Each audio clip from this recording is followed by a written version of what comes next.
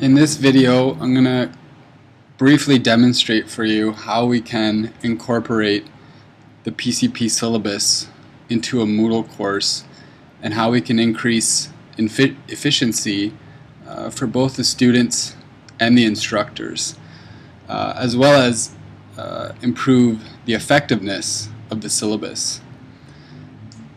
So here we have the pre-hospital emergency care syllabus. And I'll scroll down to the section that I've integrated into Moodle as an example for you. So what I've integrated now is Section 3, Systems and Associated Pathophysiological Problems. And in particular, I've uploaded the respiratory system and its subtopics, A&P, qualitative assessment for patients with acute respiratory distress, patho related to respiratory problems, patient assessment and management, and oxygen administration. I've also uploaded the titles for the cardiovascular system and the subtopics. So if we go to Moodle, we see the exact same topics here. Respiratory system, and then we have the subtopics, respiratory system A&P, qualitative assessment for patients with acute respiratory distress, patho related to respiratory problems, patient assessment and management, and oxygen admin. So we have all of these subcategories here, right? Exact same. Right now I'm logged in as a student, just to show you what it would look like for students. So I've logged in, I'm a student, and I want to answer some respiratory A&P questions. I can see that there's 12 unread posts, so I should probably go there and see what's going on. So I click on this section, and I can see all of the questions from that section. So all of the questions from respiratory anatomy and physiology will be uploaded in this section for the student. I've only uploaded 10 questions for now, just to show you what it would look like. But if we were to integrate the entire syllabus, all of the questions would be here in their respective categories. So when I first log in, I can see the instructions at the top. And then I can see each question listed here. I can see how many, so if we look at the first question, 8b, describe the way in which the brainstem regulates respiration rate, volume, and rhythmicity. I can see that there's been 2 replies, and there's 2 that I haven't read yet, and I can see who made the last post. So let's say I want to answer this question as a student, and I click on the question. Remember, 2 people have already answered this question. When I come to this page, I can see the question. Obviously it was posted by me. Describe the way in which the brainstem regulates respiration rate, volume, and rhythmicity. So the question is here. Below the question, I can see that there's been 2 responses, but I can't see the exact content of what's been posted. So it says, subject hidden. This post cannot be viewed by you, probably because you have not posted in the discussion. So I know that the question is here, and I know that 2 other students have responded to the question, but I won't be able to see their answers until I myself have posted. So you have to pay to play.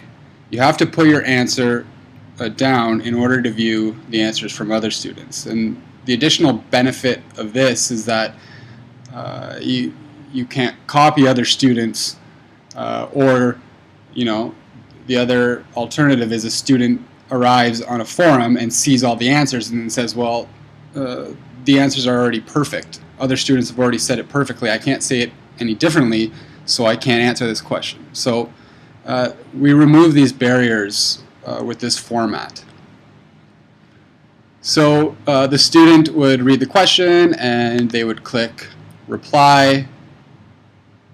They would type their answer here. This is my answer, let's say. They can decide whether or not they want to receive email copies of posts to this forum. So let's say they thought it was a very difficult question and they want to see what other students have answered for this question. They can opt to receive anyone who posts, they'll receive that post as an email. Or they can just say, this is a basic question, I already know the answer, I don't care what anyone else thinks. And they can opt out of email responses. Students can also add attachments. Maybe they want to add a picture or a file for their answer. And they have this editing toolbar, so they can, just like in Microsoft Word, they can add different kinds of fonts, colors to highlight and organize content. They can add tables. They can embed videos and audio. So there's different ways that they can answer these questions as well. Maybe they want to answer their question by adding a video from YouTube and sharing that with other students. So there's lots of ways that they can answer. So they've answered their question, and we've posted to the forum. So it says that I have 1 minute to edit if I want to make any changes. So I can quickly look at my answer, and if I see that I made a mistake, I can go back and edit it. So at this point, because I still have 1 minute left to edit, I still can't see any of the other students' responses. So I would have to wait a minute, and after that minute, I would refresh the page, and the students' answers would come up. So while we wait for that to happen, let's just go back to the main page and see what other things are available for us. So the student, if we uploaded the entire syllabus here, obviously it would be organized into its relevant sections. The students could use the search forums box to bring up any key terms from any of the forum questions and answers when they're studying or when they working on some kind of assignment. They can search throughout all the forums and bring up all those relevant results. We also have the calendar here, and so what we can do is we can set specific dates for students to complete each section of the syllabus. So let's say that we want students to complete, they're doing anatomy and physiology class in June. And in the 4th week of June, they're doing the A&P of the respiratory system.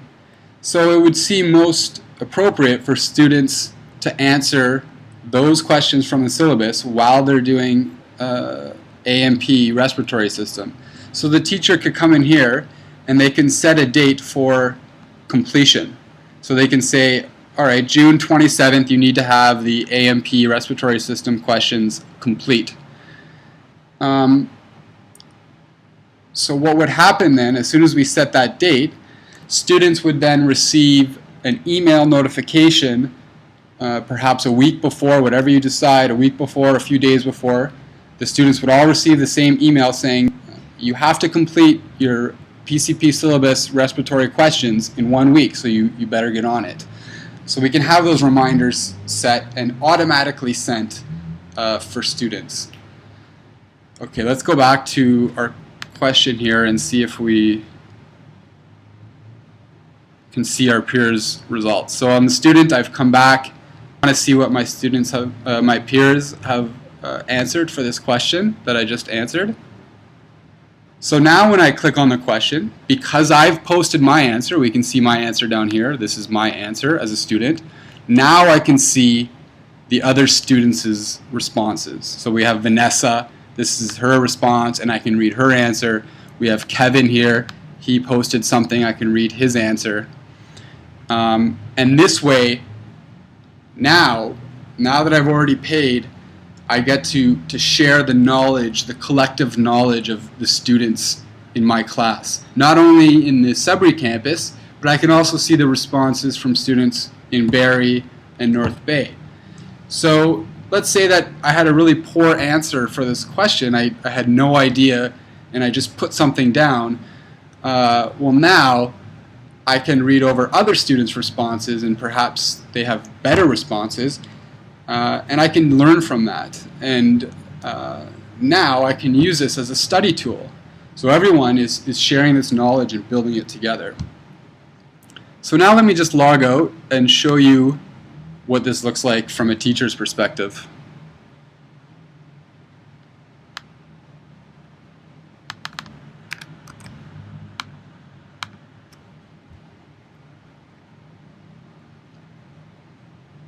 Okay, so now I'm going to log into the course as a teacher, so as you would log into this course.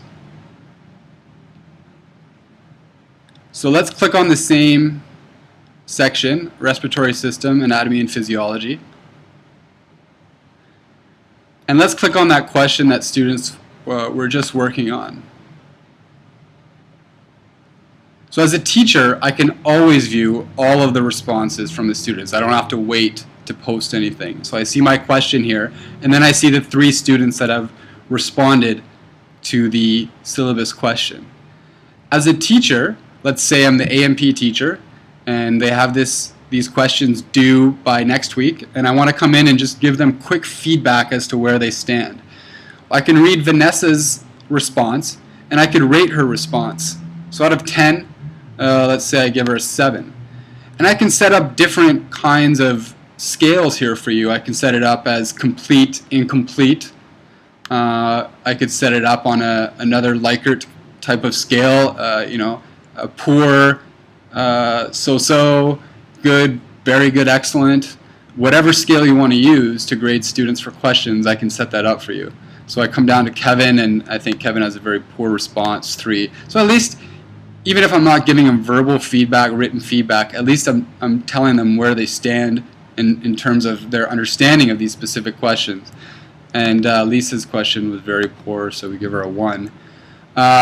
And so I've given all these students feedback just with a click of a button very quickly. And what happens is, over all of the questions that students answer in the syllabus within Moodle, it adds up the ratings for all of their responses, and it feeds that into a grade book for them. So as an instructor, we can go in, and as administration, we can go in and look at how students are doing along the way, and the student can go in and see how they're doing along the way as well. So they can go in and they can look at respiratory system, anatomy, physiology. Ooh, I'm doing poor.